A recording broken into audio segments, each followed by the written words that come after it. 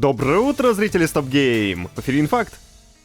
Valve очень любит обновлять свои пожилые игры. Только-только на Dota 2 патч накатили здоровенный, а теперь взялись Team Fortress 2 развивать. В нее, можно сказать, вдохнули вторую жизнь. Компания дядюшки Гейба выпустила крупное обновление для Source SDK. Казалось бы, при чем тут TF? А при том, что с этой обновой модерам дали полный доступ к игровому коду Team Fortress 2. Теперь кто угодно может создавать игры на основе TF2 и бесплатно публиковать их в Steam. В блоге Valve пояснила, что обновление позволяет мододелам изменять, расширять или полностью переписывать игру. Моды должны оставаться бесплатными, потому что Source SDK распространяется по некоммерческой лицензии и могут быть официально опубликованы в Steam. Надо сказать, что моды на основе шутера были и раньше на самом деле. Просто делали их полуофициально и с помощью обратного инжиниринга. Это долго и неудобно. Теперь все еще, наверное, долго, но удобно. Последнее, что ждет покупатель свеженькой видеокарты, что у него старые игры начнут работать хуже с новым железом. Ну из чего бы им в самом деле? Видюхи стоят вон по 2000 баксов. Сейчас бы за такие деньги они еще в какой-нибудь мафии 200 FPS не выдавали. А ведь не выдают, представляете? Выяснилось, что 50-я серия RTX действительно не справляется с рядом старых игр. Причина этой тупой ситуации кроется в отсутствии поддержки 32-битной Physics, что довольно существенно сказывается на производительности тайтлов постарше. У 40-й серии видеокарт Nvidia такая проблема не наблюдается, ибо там поддержка 32-битной Physics все еще в наличии. В основном геймеры жалуются на проблему в играх с 2007 по 2013 год, где топовое железо Nvidia не может достичь даже 30 FPS. В числе этих игр Mafia 2, Bulletstorm, Borderlands 2, Assassin's Creed 4 Black Flag, ну и так далее. Nvidia выпустила официальный комментарий по ситуации, который сводится к простому «Да, там ни хрена не работает, и что вы мне сделаете?» Короче, поддержку технологии на старых картах никто отключать, конечно, не будет, но в будущих железках ее не ждите. Вот смеялись пока бояре над странными ремастерами игр для консолей, где разрабы 60 FPS добавляли в старые проекты. Вот, карма.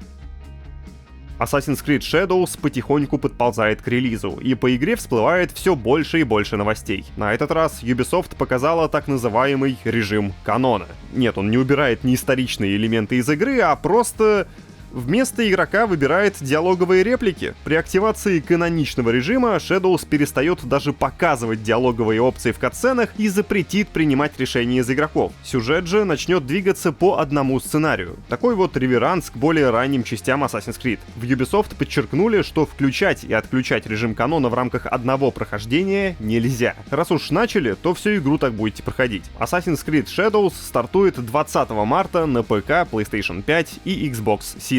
Игру пока с этой даты не подвинули.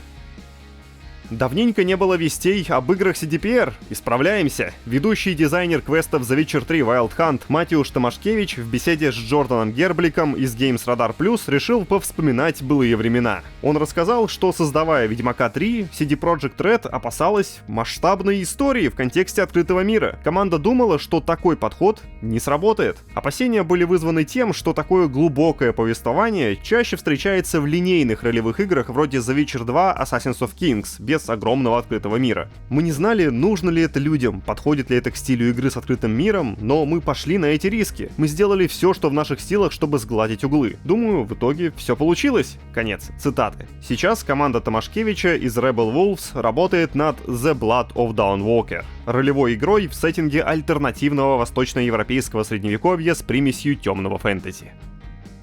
На фоне новостей об увольнениях разработчиков, а особенно увольнениях разработчиков из BioWare, на связь решил выйти бывший исполнительный продюсер франшизы Dragon Age и внешний консультант Dragon Age The Veilguard Марк Дарра. Он выступил против онлайн-травли среди игрового сообщества, особенно в отношении разработчиков. Свое мнение он высказал в недавнем видео на YouTube. В ролике под названием «Ваши $70 не покупают вам жестокость» Дарра обратился к геймерам, которые радуются увольнениям или даже начинают осаждать страницы отдельных разработчиков в соцсетях из-за проблем с игрой. Он признает, что фанаты имеют право быть разочарованными игрой, но уточняет, что многие не понимают, что происходит за кулисами. Например, проблемы могут возникнуть из-за сжатых сроков, внезапных творческих сдвигов или смены руководства. Факторов, не зависящих от одного разработчика. А вы что думаете о словах Марка? Мне кажется, он-то базу выдал. Только кто решит свое поведение поменять из-за одного ролика — большой вопрос.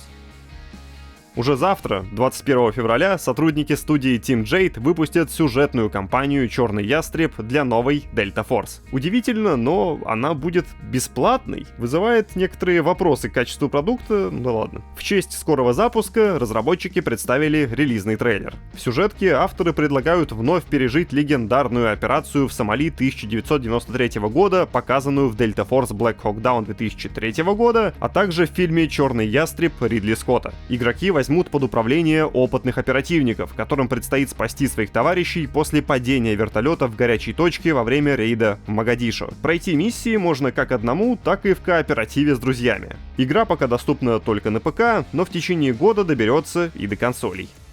А вот и все новости на сегодня. Если не хватило, милости прошу к нашему шалашу на сайт. Там найдете еще много всякого интересного. Не забудьте про лайк и хорошего вам четверга. Пока!